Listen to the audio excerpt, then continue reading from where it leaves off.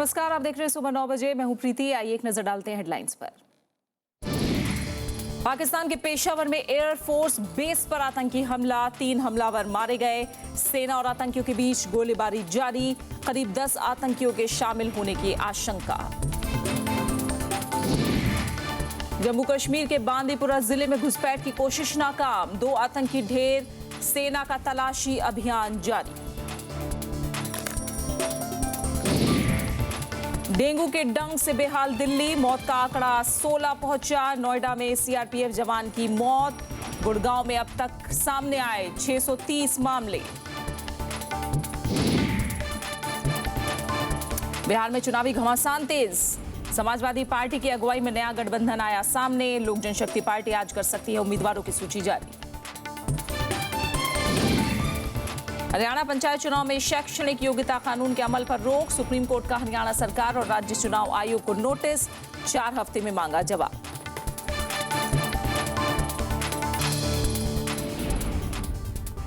पहली खबर आज पाकिस्तान से है, जहां पेशावर में वायुसेना के बेस कैंप पर आज सुबह आतंकियों ने हमला कर दिया है। खबरों के मुताबिक सेना की जवाबी कार्रवाई में 3 आतंकी मारे गए हैं।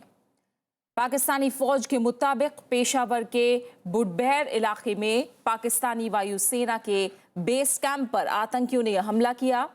बताया जा रहा है कि हमला करने वाले आतंकियों की तादाद 8 से 10 है, जो कैंप में घुसने की कोशिश कर रहे थे।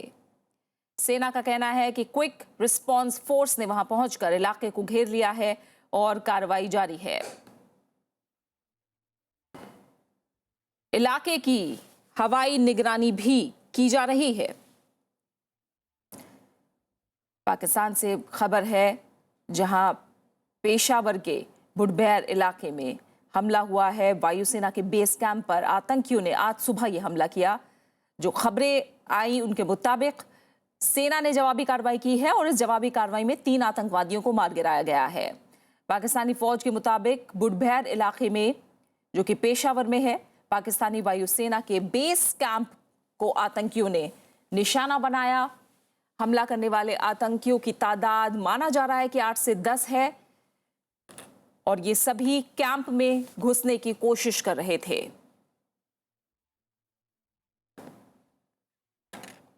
कपिल काक, डिफेंस एक्सपर्ट, हमारे साथ जुड़े हुए हैं। उनका हम रुख करते हैं। कपिल, आपको क्या लग रहा है, इस आतंकी हमले को आप किस तरह से देख रहे हैं? क्या नियत हो सकती है इसके पीछे? देखिए, इसमें कोई आश्चर्य की बात नहीं है। जब से पाकिस्तान की थल सेना और वायु सेना ने मिलजुल के ज़रबे अज़्ब का जो ऑपरेशन किया था वजीरिस्तान में, जी, काफी हफ्ते हुए, तब से तो ये इस पर कोई शक नहीं था कि जवाबी हमले तहरीक तालिबान पाकिस्तान, जिनको अफगानिस्तान में भेजा गया, वो डर के मारे वहां गए हैं पूर्वी अफगानिस्तान में, और तब से ड्यूरैंड लाइन क्रॉस करके वहां पर तो फ्री मूवमेंट है, तो वो हमले जरूर करेंगे। ये तो पहली बात है। दूसरी बात है कि देखिए, सामान्य स्थिति में भी जब भी इन्होंने, पाकिस्तान की थल सेना और वायुसेना ने तहरीक तालिबान के खिलाफ कार्रवाई की है, सैनिकी कार्रवाई, तो इस पे कहीं भी नहीं होता है कि आप इस कार्रवाई में पहले फाइटर जेट्स भेजें, F-16 भेजें, हेलीकॉप्टर गनशिप्स भेजें, कोई ग्राउंड फोर्सेस बहुत कम इस्तेमाल किए जाते हैं। तो इस पे इसीलिए एयरफोर्स, पाकिस्तान एयरफोर्स की बेस को टारगेट किया। दर्शकों को शायद इसकी जानकारी होगी, पहले भी मेहरानाबाद में अटैक हुआ था, एयरफोर्स की बेसिस में, नेवी बेसिस में, आर्मी GHQ पे हमला हुआ है। तो ये तो चलता रहेगा, इसमें कोई, मेरे ख्याल में कोई कमी नहीं रहेगी। और इस वैसे भी सुरक्षा इस पेशावर बेस में थोड़ी कम है, क्योंकि रिहायशी इलाका है, क्षेत्र है, तो इस पे सुरक्षा इनको मेरे ख्याल में और तो मजबूत करनी थी, पर हुई नहीं है और ये हमला हुआ, इस पर कोई शक नहीं था। मगर सबसे महत्वपूर्ण की बात है प्रीति, जब तक पाकिस्तान की आर्मी और पाकिस्तान का ISI आतंकवाद के सांपों को पालने में डटा रहेगा। बिल्कुल, वो एलईटी हो, लश्कर तैयबा हो, जैश ए मोहम्मद हो, तब तक आंतरिक आतंकवाद से पाकिस्तान को जरूर अगली दशकों जूझना पड़ता रहेगा। बहुत बहुत शुक्रिया कपिल काक, आपका हमारे साथ जुड़ने के लिए और इस तमाम बातचीत के लिए। खबरों में आगे बढ़ते हैं। खबर जम्मू कश्मीर से, जहां बांदीपुरा जिले के गुरेज सेक्टर में सेना ने घुसपैठ की कोशिश को नाकाम कर दिया है। सेना की कार्रवाई में 2 आतंकी ढेर हुए हैं। इलाके में अभी भी कुछ आतंकियों के छिपे होने की खबर आ रही है, जिनकी तलाश में सेना अभियान चला रही है। इस बीच बालाकोट सेक्टर समेत सीमा से सटे कुछ और इलाकों में पाकिस्तान की तरफ से गोलीबारी की खबर है। और अब बात करते आइए बिहार चुनाव की।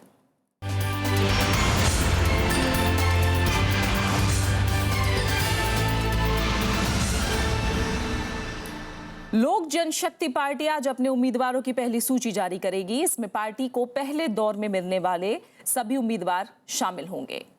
कल दिल्ली में पार्टी के संसदीय बोर्ड की बैठक हुई, जिसमें 40 में से 29 सीटों पर सहमति बनी। उधर हिंदुस्तानी अवाम मोर्चा भी आज अपने उम्मीदवारों की सूची जारी कर सकती है। बीजेपी पहले ही 43 उम्मीदवारों की सूची जारी कर चुकी है। एनडीए के भीतर हम लोगों को जो 40 सीटों की हम लोगों की चर्चा हो रही है, उसमें से लगभग 29 सीटों पर हम लोगों की सहमति बन चुकी है। लोक जनशक्ति पार्टी की तरफ से जो भी हमारे प्रत्याशी होंगे, उनकी कल एक पहली सूची कल सुबह जारी कर दी जाएगी। वहीं समाजवादी पार्टी और उसके घटक दल आज अपने उम्मीदवारों की सूची जारी कर सकते हैं। कल समाजवादी पार्टी के नेता रामगोपाल यादव ने कहा कि Samajwadi party, NCP, Samajwadi Janata Dal, democratic और संगमा की एनसीपी मिलकर बिहार में चुनाव लड़ेंगी। बिहार के सियासी दंगल में कूदने के लिए एक और गठबंधन तैयार है, जिसमें समाजवादी पार्टी, एनसीपी, पूर्व केंद्रीय मंत्री देवेंद्र यादव की समाजवादी जनता दल, डेमोक्रेटिक और पूर्व लोकसभा स्पीकर पीके संगमा की एनपीपी शामिल है। हमारी कोशिश है कि हमारा ये गठबंधन मोर्चा एक प्रभावी ढंग से वहाँ चुनाव लड़े और एक ऑल्टरनेट के रूप में वहां सामने आए। जीतन राम मांझी की पार्टी से अलग हुए देवेंद्र यादव ने इस मोर्चे को बिहार के लिए तीसरा विकल्प बताया। शुक्रवार को पटना में इन दलों की बैठक होगी, जिसमें पहले दौर के उम्मीदवारों पर फैसला किया जाएगा। बिहार को एक नया विकल्प मिलेगा पहली बार, और वो भी समाजवादी विचारधारा को मजबूत करते हुए समाजवादी एक धारा बदल गया है, बहुत मजबूत शक्ल में ये धारा है। रामगोपाल यादव ने इस मोर्चा के जरिए एनडीए को फायदा पहुंचाने के आरोपों को निराधार बताया। हाल ही में आरजेडी से अलग हुए रघुनाथ झा भी औपचारिक तौर पर समाजवादी पार्टी में शामिल हो गए। Bureau report, Rajya Sabha TV. RJD अध्यक्ष लालू प्रसाद यादव ने कहा है कि महागठबंधन में सीटों के बंटवारे को लेकर कोई विवाद नहीं है। उम्मीदवारों की सूची जल्द ही जारी कर दी जाएगी। उम्मीदवारों से लालू यादव ने अपील की है कि वो टिकट के लिए कोई विवाद ना खड़ा करें। आरजेडी 100 सीटों पर चुनाव लड़ रही है। जेडीयू भी इस बार 100 सीटों पर ही चुनाव लड़ रही है। बाकी 43 सीट अन्य घटक दलों को दी गई हैं।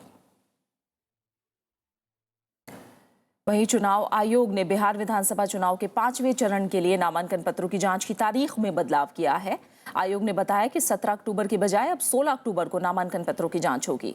इसके अलावा चुनाव कार्यक्रम में कोई बदलाव नहीं किया गया है। इस चरण में 5 नवंबर को वोट डाले जाएंगे।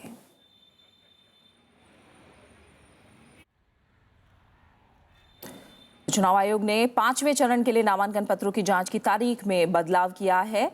आयोग ने जानकारी दी है कि अब 17 अक्टूबर की बजाय 16 अक्टूबर को नामांकन पत्रों की जांच होगी। इसके अलावा किसी भी तरह के कार्यक्रम में कोई फेरबदल चुनाव आयोग की तरफ से नहीं किया गया है। इस चरण में 5 नवंबर को वोटिंग होनी है। तमाम सरगर्मियां बिहार चुनाव से जुड़ी जारी हैं। आज लोक जनशक्ति पार्टी अपनी उम्मीदवारों की पहली सूची जारी कर सकती है। वहीं समाजवादी पार्टी ने तीसरे मोर्चे के तहत चुनाव लड़ने का ऐलान किया है। साथ ही लालू प्रसाद यादव को महागठबंधन की तरफ से जिम्मेदारी दी गई है। उम्मीदवारों के चयन को लेकर लखीसराय में संवाददाता प्रणव गोस्वामी मौजूद हैं। तमाम संवाददाता हमारे बिहार में मौजूद हैं जो सरगर्मियों की आहट हम तक पहुंचा रहे हैं लगातार। प्रणव, आज का दिन भी देखा जाए बिहार चुनाव के लिए बेहद अहम है। एक तरफ लोक जनशक्ति पार्टी अपने उम्मीदवारों का ऐलान करने वाली और खासकर टिकट बंटवारे को लेकर अगर बात करें तो बीजेपी का जो गठबंधन है उसमें हमने देखा किस तरह से नाराजगी भी शामिल रही है, सामने आई है। लेकिन दूसरी तरफ महागठबंधन की बात करें तो लालू प्रसाद यादव को आगे किया गया है। जी हाँ, बिल्कुल, ये सब कुछ इतना आसान नहीं है, खासतौर पर तब जब सभी जो गठबंधन में शामिल जो दल हैं उनके अपने अपने दावे हैं। और अगर एनडीए गठबंधन की बात करें तो एलजेपी के लिए जो कुछ ऐसी सीटें हैं, जैसे लखीसराय की 2 सीटें हैं जहां से कि वो अभी भी असमंजस की स्थिति बनी हुई है। वहां कुल 4 विधानसभा क्षेत्र है लखीसराय जिले में, जिसमें कि पहले चारों में ही जेडीयू के विधायक थे। लेकिन ये याद रखना हुआ कि उस वक्त बीजेपी और जेडीयू ने एक साथ चुनाव लड़ा था। लेकिन इस बार स्थिति ये है कि वहां से बीजेपी ने जो अपनी पहली लिस्ट जो घोषित की थी उसने सिर्फ 1 सीट की घोषणा की थी, क्योंकि बाकी 3 सीटों पर एलजेपी ने अपना दावा किया। लेकिन एलजेपी ने जो अपने लेकिन उसके बाद जेडीयू के जो 2 मौजूदा विधायक है उन्होंने हम के जरिए बीजेपी में उन्होंने दाखिल हुए। तो उन सीटों पर जीतन राम मांझी की पार्टी भी अपने वो सीटें चाहती है लड़ना। और साथ ही साथ क्योंकि वो सारी जो विधानसभा क्षेत्र है जमुई के, वहां से खुद जो रामविलास पासवान के बेटे चिराग पासवान सांसद है, तो लखीसराय जमुई कुछ ऐसे क्षेत्र है जहां से कि ये दोनों ही दल अपने अपने दावे ठोक रहे हैं। अगर हम बात करें महागठबंधन की, तो अब ये जो अभी तक पूरे विधानसभा चुनाव में, हालांकि अभी टिकटों की घोषणा नहीं हुई है कौन कहां से लड़ेगा, लेकिन हमने देखा है कि जो चुनाव प्रचार है उसमें कहीं भी लालू प्रसाद यादव को आगे नहीं किया गया है। वो प्रचार में भी नहीं है, ना वो पोस्टर में दिखाई दे रहे हैं। तो अब मुमकिन है कि नीतीश के साथ साथ लालू भी जो है वो इस चुनाव में अपनी भूमिका सामने रखना चाहिए। बिल्कुल, बहुत बहुत शुक्रिया इस तमाम जानकारी के लिए प्रणव आपका। और बिहार में जैसे जैसे मतदान की तारीख नजदीक आ रही है, सियासी बयानों का दौर भी काफी तेज हो गया है। वित्त मंत्री अरुण जेटली ने कहा है कि लोहिया के विचारधारा पर चलने का दावा करने वाले उनकी विरासत को अपमानित कर रहे हैं। जेटली का इशारा लालू नीतीश के कांग्रेस से हाथ मिलाने की तरफ था। आने वाले चुनावों में भारतीय जनता पार्टी असम में सरकार में आ सकती है, ये संभावना पहली बार बनी है। वित्त मंत्री अरुण जेटली ने दावा किया है कि एनडीए बिहार में सरकार बनाने में कामयाब होगी। दिल्ली में बीजेपी युवा मोर्चा के पंच क्रांति अभियान की शुरुआत करते हुए जेटली ने आरजेडी, जेडीयू और कांग्रेस के मेल पर निशाना साधा। लोहिया जी के नाम पर राजनीति करने वाले रोज शाम को 4 बजे एआईसीसी दफ्तर चले जाते हैं उनके साथ संयुक्त प्रेस कॉन्फ्रेंस करने के लिए। जो विरासत लोहिया जी ने छोड़ी थी इनके लिए, उस विरासत को इन्होंने अपमानित कर दिया। अरुण जेटली ने नीतीश के लालू से हाथ मिलाने पर भी चुटकी ली। उन्होंने कहा कि नीतीश ने विकास का मुद्दा छोड़ दिया है। जंगल राज को हराना है। आज उन्होंने उस जंगल राज को अपना लिया और अपने कंधों के ऊपर उठा दिया। जेडीयू ने जेटली का जवाब देने में देर नहीं की। बिहार को नाइलाज मानते थे, बिहार के विषय में विकास की परिकल्पना नहीं की जाती थी, और वह विकास जब उठ रहा है उनको। दूसरा है कि उनकी दृष्टि में बड़ा फर्क है। गुजरात की आबादी के अनुसार ही बिहार की आबादी को देखना वो चाहते हैं। बिहार में पहले दौर का मतदान 12 अक्टूबर को होना है। ऐसे में सियासी दल एक दूसरे पर निशाना साधने का कोई भी मौका नहीं गंवा रहे। Bureau report, Rajya Sabha TV.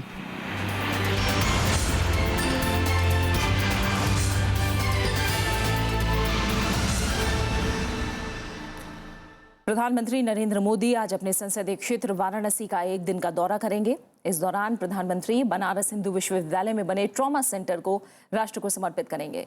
बिजली और सड़क से जुड़ी महत्वपूर्ण योजनाओं की शुरुआत करेंगे और कुछ ढांचागत परियोजनाओं की नींव भी रखेंगे। प्रधानमंत्री रिक्शा संघ के एक कार्यक्रम में भी हिस्सा लेंगे और जनधन योजना के तहत ई रिक्शा और साइकिल रिक्शा बांटेंगे। उधर उत्तर प्रदेश में आंदोलन कर रहे शिक्षा मित्रों का प्रतिनिधिमंडल प्रधानमंत्री से मिलकर अपनी बात रखेगा।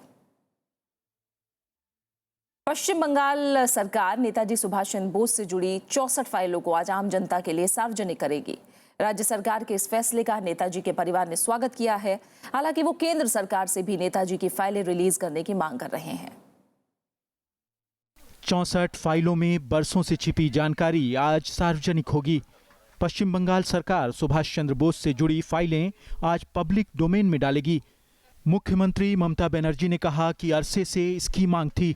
नेताजी के साथ क्या हुआ, लोगों का हक है जानना।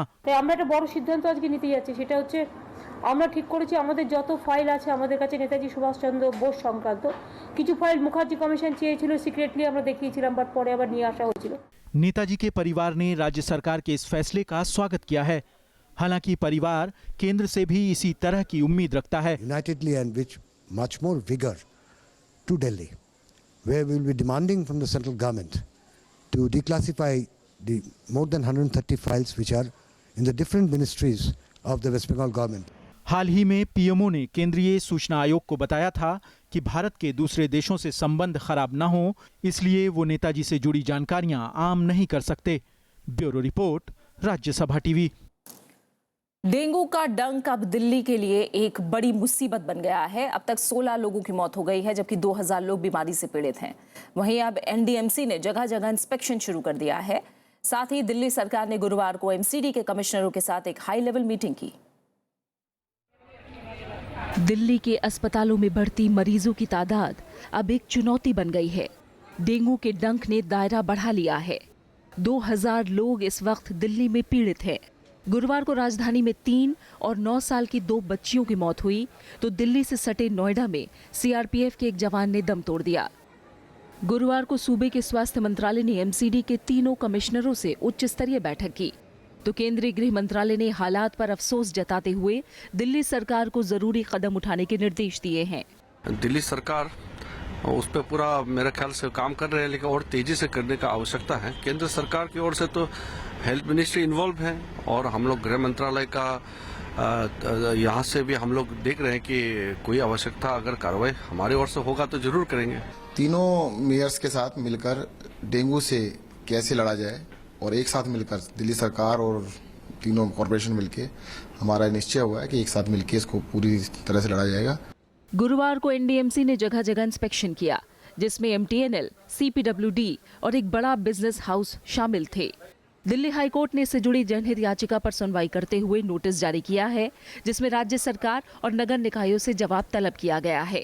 Municipal corporations of Delhi, NDMC, Delhi सरकार और केंद्र सरकार सभी को नोटिस जारी किया है और ये कहा है कि वो स्टेटस रिपोर्ट फाइल करें कि वो डेंगू की रोकथाम के लिए क्या क्या कदम उठाए गए हैं और क्या क्या कदम उठाए जा रहे हैं।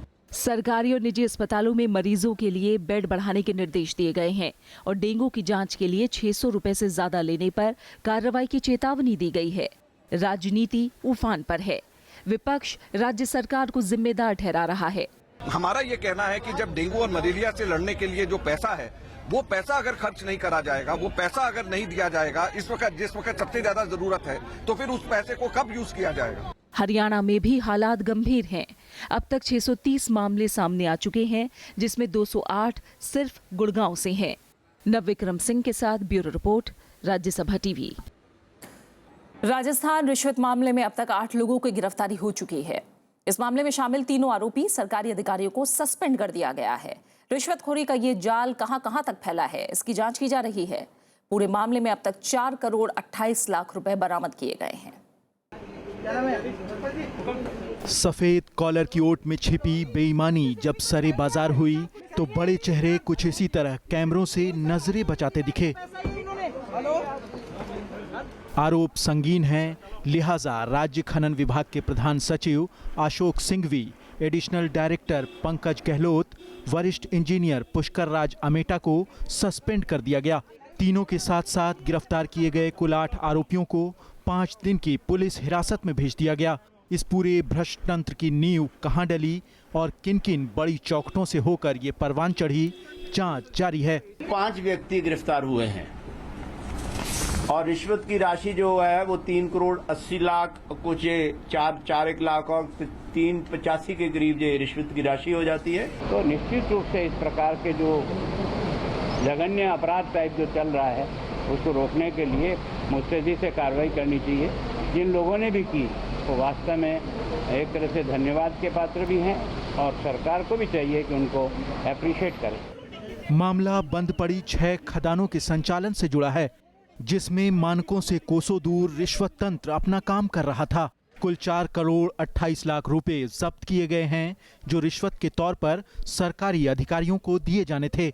लेकिन इससे पहले ऐसा मुमकिन होता, एसीबी इस पूरी कार्रवाई को वजूद में ले आई और जब इल्जामों के छींटे सरकारी गिरेबानों तक पहुंचे तो राजनीतिक गलियारों में हलचल होना लाजमी था। बहुत बड़ा इसमें घपला है, इसके दस्तावेज हम लोग इकट्ठे कर रहे हैं और ये तो टिप ऑफ द आइसबर्ग है जो सामने आया है, लेकिन इस बात को ये प्रदर्शित करता है कि किस प्रकार भ्रष्टाचार खान विभाग में इतना व्यापक हो चुका है और सरकार से मौन बैठी हुई है। छापेमारी में प्रधान सचिव के घर से महंगी शराब की 177 बोतलें भी बरामद की गईं। इस बाबत आबकारी अधिनियम के तहत अलग से मामला दर्ज किया गया है। Bureau report, Rajya Sabha TV. और फिलहाल एक छोटे से ब्रेक के लिए रुक रहे हैं और ब्रेक के बाद देखेंगे उपराष्ट्रपति का लाओस दौरा।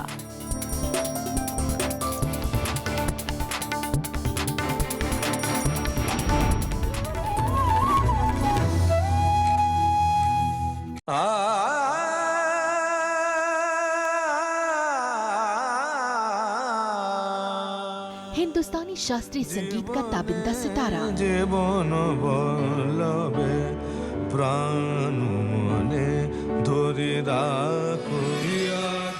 जिनकी आवाज से दमकी गजल और बॉलीवुड की दुनिया भी।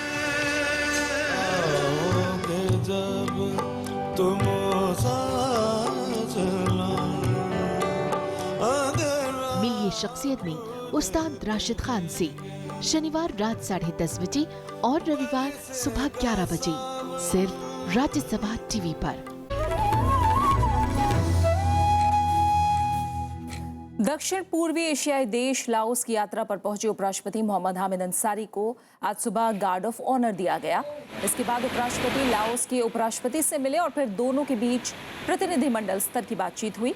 दोनों देश बिजली, सिंचाई समेत कई क्षेत्रों में सहयोग बढ़ाने पर सहमत हुए हैं। मोहम्मद हामिद अंसारी ने लाओस के राष्ट्रपति से मुलाकात की और इस वक्त लाओस के प्रधानमंत्री से मुलाकात कर रहे हैं।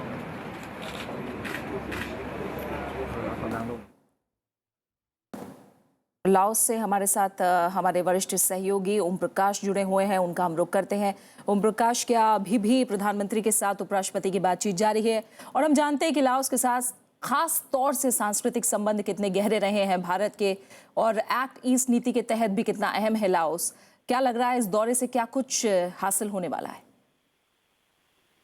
प्रीति, आज उपराष्ट्रपति ने सबसे पहले लाओ पीडीआई के उपराष्ट्रपति से मुलाकात की, फिर डेलीगेशन लेवल टॉक हुए हैं और उस डेलीगेशन लेवल टॉक के बाद 2 एमओयूज पे साइन हुए हैं। और उसकी सबसे बड़ी खास बात ये है कि भारत से वायु सेवा जो है, एयरलाइन सर्विसेज जो है यहाँ से शुरू होंगी।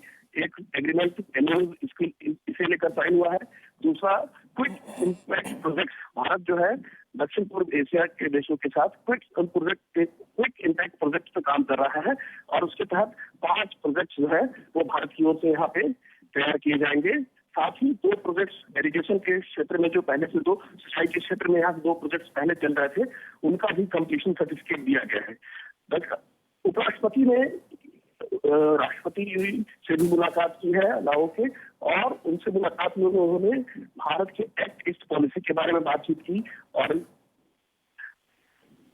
बताया कि भारत दक्षिण पूर्व एशियाई देशों के साथ, आसियान देशों के साथ अपने संबंधों को नई ऊंचाई पर ले जाना चाहता है। उनके साथ आर्थिक और सांस्कृतिक जो संबंध है उनको और मजबूत करना चाहता है और भारत एक संकल्प है इन देशों के साथ अपने संबंधों को नई ऊंचाई पर ले जाने के लिए। जी, और जाहिर तौर पर उपराष्ट्रपति के इस दौरे से संबंध और मजबूत होते हमें दिखाई देंगे। फिलहाल आपका बहुत बहुत शुक्रिया ओम प्रकाश हमारे साथ जुड़ने के लिए और इस तमाम बातचीत के लिए। इससे पहले कल लाओस पहुंचने पर उपराष्ट्रपति ने आसियान देशों से बेहतर रिश्तों पर जोर दिया। भारतीय दूतावास की तरफ से आयोजित समारोह में उन्होंने एक्ट ईस्ट नीति की जरूरत बताई। 4 दिवसीय दौरे के दूसरे चरण में लाओस की राजधानी वियंतीन पहुंचने पर उपराष्ट्रपति मोहम्मद हामिद अंसारी का शानदार स्वागत हुआ। इसके बाद उपराष्ट्रपति ने भारत के राजदूत रविशंकर एसोला की ओर से आयोजित सम्मान समारोह में शिरकत की, जहां उन्होंने आसियान देशों के साथ मजबूत रिश्तों पर जोर दिया। We want to build up a solid relationship with each one of the members of the ASEAN fraternity, with other Asian countries, with all parts of the world. उपराष्ट्रपति ने उम्मीद जताई कि ऐसी कोशिशें भारत को बाकी दुनिया से जोड़ने में मददगार साबित होंगी। So I hope that your effort would be such, and I am very confident that it would be such, be supportive of the larger national objective of linking India's interests, India's requirements, India's capabilities with the rest of the world in a positive manner, not in a negative manner. Mohammad Hamid Ansari Laos जाने वाले देश के पहले उपराष्ट्रपति हैं। VN3 Laos से नीलू व्यास के साथ ओम प्रकाश, राज्यसभा टीवी। खबरों में आगे बढ़ते हैं। उपराज्यपाल नजीब जंग ने दिल्ली सरकार के अफसरों को चेतावनी दी है कि अगर वो असंवैधानिक आदेशों का पालन करते हैं तो उन पर कार्रवाई होगी। उपराज्यपाल कार्यालय ने गृह मंत्रालय के हवाले से ज्ञापन भी जारी किया है। इस ज्ञापन में अधिकारियों से कहा गया है कि असंवैधानिक आदेश का पालन करने वाले अधिकारी खुद जिम्मेदार होंगे। यही नहीं, अगर किसी तरह का वित्तीय नुकसान होता है तो इसकी भरपाई संबंधित अधिकारी से ही की जाएगी। 100 दिन से जारी FTII गतिरोध के अब थमने के आसार नजर आने लगे हैं। प्रदर्शनकारी छात्र बिना किसी पूर्व शर्त के सरकार के साथ बातचीत के लिए तैयार हैं।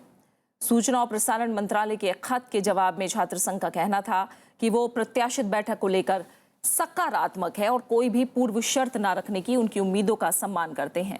छात्र संघ का यह भी कहना है कि वो उम्मीद करते हैं कि मंत्रालय भी अपनी तरफ से कोई पूर्व शर्त नहीं रखेगा। इससे पहले बीजेपी के वरिष्ठ नेता माधव भंडारी ने कल परिसर में FSA के प्रतिनिधियों के साथ अनौपचारिक बातचीत की थी। इस बीच एक अस्थायी पंडाल में छात्रों की भूख हड़ताल जारी है। कुछ अहम अंतर्राष्ट्रीय खबरें। चिली में आए जबरदस्त भूकंप में मरने वाले लोगों की संख्या बढ़कर 10 हो गई है। जानमाल के भारी नुकसान की खबरें आ रही हैं। भूकंप के असर को देखते हुए 10 लाख लोगों को सुरक्षित जगहों पर भेजना पड़ा है। बुधवार रात चिली में रिक्टर पैमाने पर 8.3 की तीव्रता का भूकंप आया। राजधानी सेंटियागो से करीब 228 किलोमीटर दूर उत्तर पश्चिम तटीय इलाकों में आए भूकंप का केंद्र सतह से 10 किलोमीटर अंदर था। इसके बाद देश के पूरे प्रशांत तट पर सुनामी की चेतावनी जारी करनी पड़ी। हालांकि आज सुनामी के अलर्ट को वापस ले लिया गया है।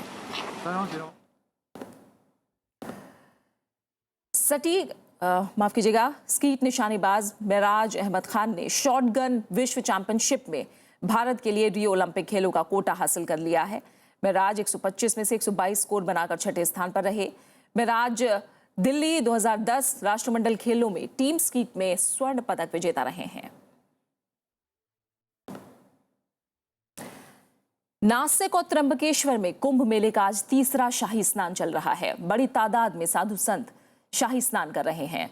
देर रात से तेज बारिश की वजह से लोगों को दिक्कतें जरूर हुई हैं। नासिक त्र्यंबकेश्वर सिंहस्थ कुंभ में वैष्णव सन्यासियों के 3 अखाड़ों का अंतिम शाही स्नान आज रामकुंड पर संपन्न होगा। इसी शाही स्नान के साथ 3 वैष्णव अखाड़ों निर्मोही, निर्वाणी और दिगंबर के लिए सिंहस्थ कुंभ संपन्न हो जाएगा, जबकि शैव, उदासीन और सिख सन्यासियों का कुंभ 25 सितंबर को त्र्यंबकेश्वर के कुशावर्त कुंड में होने वाले अंतिम शाही स्नान के साथ संपन्न होगा। देश में 12 साल के अंतराल पर प्रयाग, हरिद्वार, उज्जैन और नासिक में कुंभ का आयोजन होता है।